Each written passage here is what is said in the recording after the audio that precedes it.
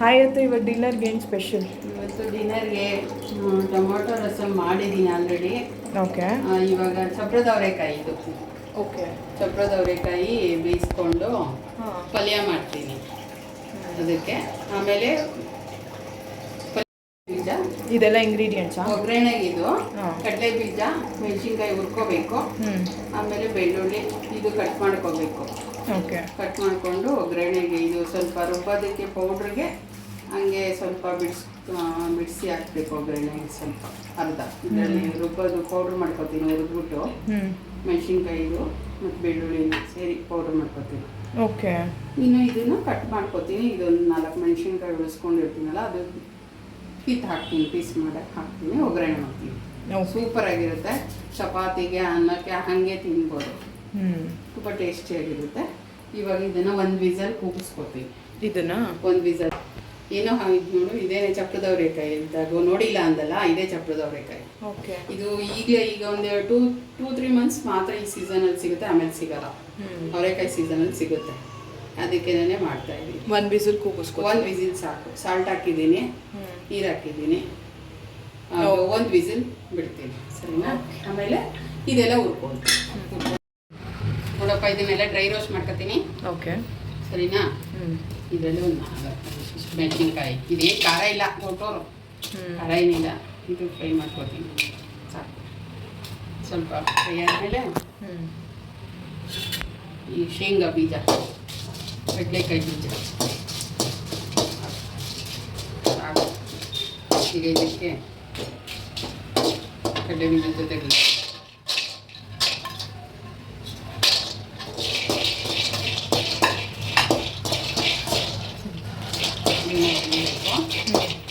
ಸ್ವಲ್ಪ ಸಿಮಲ್ಲಿ ಇಟ್ಕೊಂಡು ನೀಟಾಗಿ ಹಸಿದು ರಾಸ್ ಮೇಲೆ ಇರಬಾರ್ದು. ಓಕೆ. ನೀಟಾಗಿ ಹುರ್ಕೊಂಡು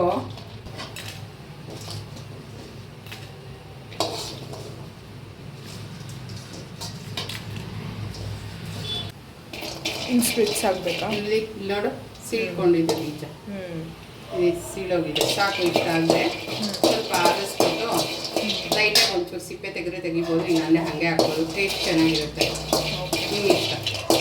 ಇದು ಮೆಣಸಿನ್ಕಾಯಿ, 1 ಗಡ್ಡೆ ಹಸಿ ಬೆಳ್ಳುಳ್ಳಿ ತರಿಯಾಗಿ ಪೌಡ್ರ್ ಮಾಡ್ಕೋಬೇಕು. ವಾಟ್ರ್ ಹಾಕ್ತಾರೆ.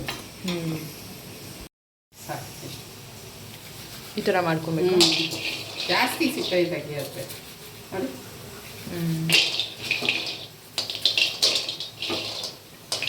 ಸ್ವಲ್ಪ ಆರಿದ್ಮೇಲೆ ಮಾಡಿ ಸಾಕು. ಇಷ್ಟ ಜಾಸ್ತಿ ಸಿಪ್ಪೆ ತೆಗಿಯುತ್ತೆ. ಇಷ್ಟು ಮಾಡ್ಕೊಂಡ್ರೆ ಸಾಕು. ಹಾಗೆ ಹಾಕ್ಬೋದು. ನಾನೊಂಚೂರು ಮಾಡಿ ಹಾಕ್ತಾಯಿದ್ದೀನಿ. ಟೇಸ್ಟ್ ಹಾಗೆ ಹಾಕೋದು ಚೆನ್ನಾಗಿರುತ್ತೆ. 1 ಪಿಂಚು ಸಾಲ್ಟ್. ಇದೇನು ನೋಡ್ದ ಪೌಡ್ರು. ಓಕೆ. ಕಡಲೆ ಬೀಜ, ಮೆಣಸಿನ್ಕಾಯಿ ತೋರಿಸಿದ್ನೆಲ್ಲ ಹುರಿದ್ಬಿಟ್ಟು ಬೆಳ್ಳುಳ್ಳಿ ಹಾಕಿ ಈ ಥರ ತರ್ತರಿಯಾಗಿ ಹಿಂಗೆ ಗ್ರೈಂಡ್ ಮಾಡಬೇಕು. ಇದನ್ನೇ ಓಕೆ. ತರ್ತರಿಯಾಗಿ ಹಿಂಗೆ ಮಾಡಿ ಇಟ್ಕೊಳ್ಳಿ. ಒಂದೇ ಒಂದು ಚೂರು ಸಾಲ್ಟ್ ಹಾಕ್ಬಿಟ್ಟಿದ್ದೀನಿ. ಓಕೆ. ಮತ್ತು ಒಗ್ಗರಣೆಗೆ ಈರುಳ್ಳಿ, ಒಂದು 4 ಮೆಣಸಿನ್ಕಾಯಿ ಅಷ್ಟೇ. ಇದಕ್ಕೂ ಪೌಡ್ರಿಗೂ ಇದೇ ನಮಗೆ ಅದು ಟೇಸ್ಟ್ ಕೊಡೋದು. ಇದೇನು ಸಪ್ಪೆ ಹೊಡೆಯುತ್ತೆ. ಇವಾಗ ನೋಡಿ, ಇದು ಬೆಂದಿದೆ. 1 ವಿಸಿಲ್ ನೋಡಿ. ಈಗ ಇದನ್ನು ಸೋಸ್ಕೊಂಡು ಒಗ್ಗರಣೆ ಕೊಟ್ಬಿಡ್ತೀನಿ. ಓಕೆನಾ?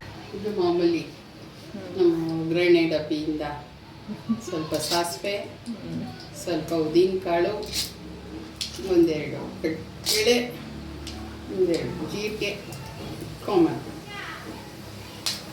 ಎಲ್ಲ ಒಗ್ಗರಣೆಗೂ ಒಂದೇ ಇಲ್ಲ, ಕೆಲವೊಂದಕ್ಕೆ ಬೇರೆ ಆಗುತ್ತೆ. ಅದು ಇನ್ನೂ ಬರುತ್ತೆ, ಐಟಮ್ಸ್ ಬರುತ್ತೆ.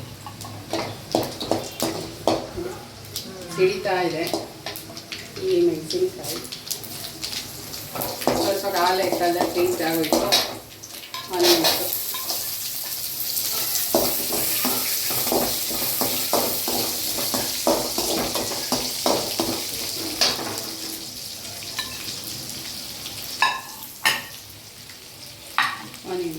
ಸ್ವಲ್ಪ ಸಾಲ್ಟು, ಒಂದು ಸ್ವಲ್ಪ ಸಾಲ್ಟ್ ಅಷ್ಟೇ. ಯಾಕಂದರೆ ಇದು ಬೇಯಿಸೋವಾಗ ಕಾಯಿಗೆ ಸಾಲ್ಟ್ ಹಾಕಿದ್ದೀನಿ, ಅದರಲ್ಲೂ ಸಾಲ್ಟ್ ಇದೆ. ಈರುಳ್ಳಿಗೆ ಮಾತ್ರ ಹಾಕ್ತೀನಿ ನಾನು.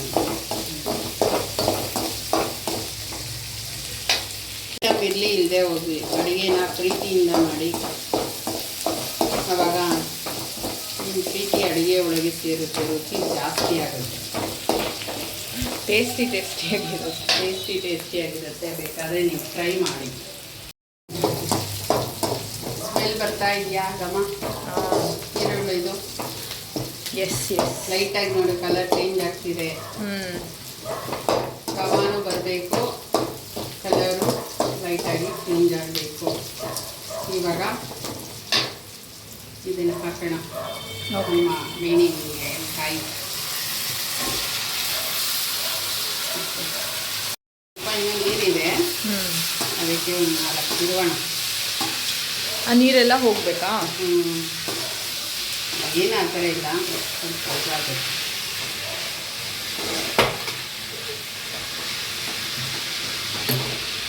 ಕಾಯಿ ಮೇಲೆ ಆಲ್ರೆಡಿ ಟ್ರೈನಿಂಗ್ ಬಂದ್ಬಿಟ್ಟು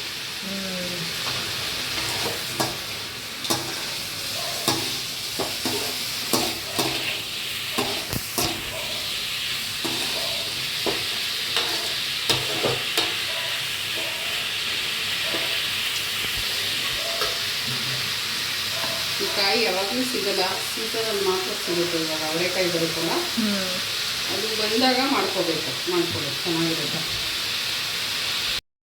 ಪೌಡ್ರು ನೋಡಿ ಈ ಥರ ತರಕಾರಿಯಾಗಿರಬೇಕು. ನೋಡಿ ಬೆಳ್ಳುಳ್ಳಿ ಎಲ್ಲ ಸಿಪ್ಪೆ ಅರ್ಧಂಬರ್ಧನೇ ಇರಬೇಕು, ಫುಲ್ಲು ತೆಗಿಬಾರ್ದು. ನೋಡಿ ಆಲ್ರೆಡಿ ಆಯಿಲ್ ಬಿಟ್ಕೊಂಡು ಉಂಡೆ ಆಗಿದೆ ಕಡಲೆ ಬೀಜ. ಅಂದರೆ ಕಡಲೆ ಬೀಜ ಚೆನ್ನಾಗಿದೆ. ಇವಾಗ ಇದನ್ನು ಕುದಿಸ್ತೀನಿ ನೋಡಿ. ಹೀಗೆ ಎಲ್ಲ ಕಡೆ ಸ್ಪ್ರೆಡ್ ಹಿಂಗೆ ಹಾಕ್ಕೊಳ್ಳಿ ಫಸ್ಟು.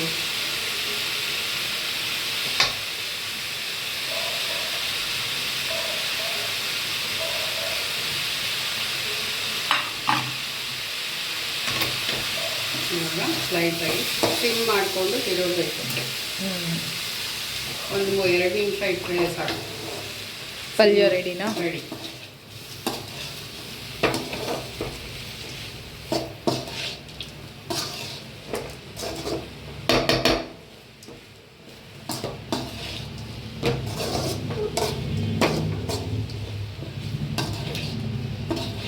ನೋಡಿ ಸಾಕು. ಪೌಡರ್ ಹಾಕಿ 2 ನಿಮಿಷ ತಿರುಗ್ತಾ ಇರಬೇಕು, ತಳ ಹಿಡಿದ್ಬಿಡುತ್ತೆ ಪೌಡರು.